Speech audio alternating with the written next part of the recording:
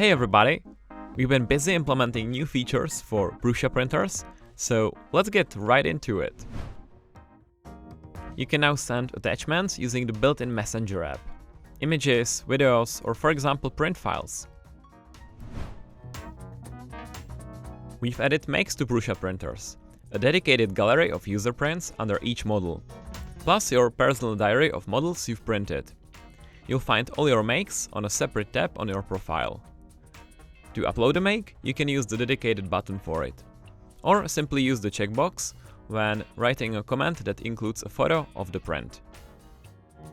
With this update, we've flagged all comments with images as makes, since that's what the vast majority of them are anyway.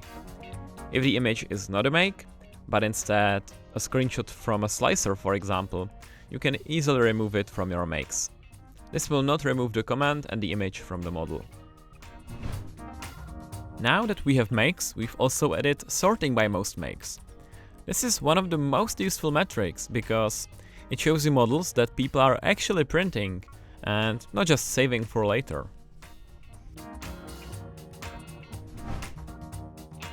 Events arrived at Prusa printers. You can browse events and filter them, for example by distance or by the event type.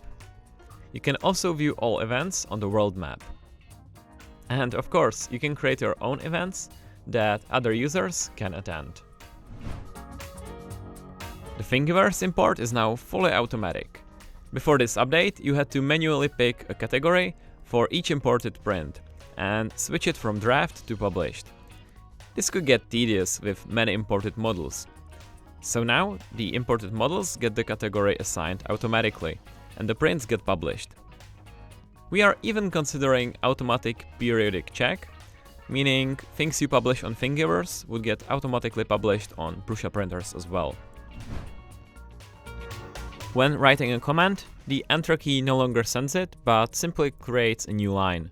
We have multiple reports of people accidentally sending them this way, so we thought about it, and here it made sense to us to use the button for sending the comment instead. FreeMF supports assigning colors and materials to individual parts inside the file. The 3D viewer on Prusa printers now correctly displays these colors. This is useful for multi-material models. That's it for now. We are always open to feature requests, but we are already working on a couple of our own ideas.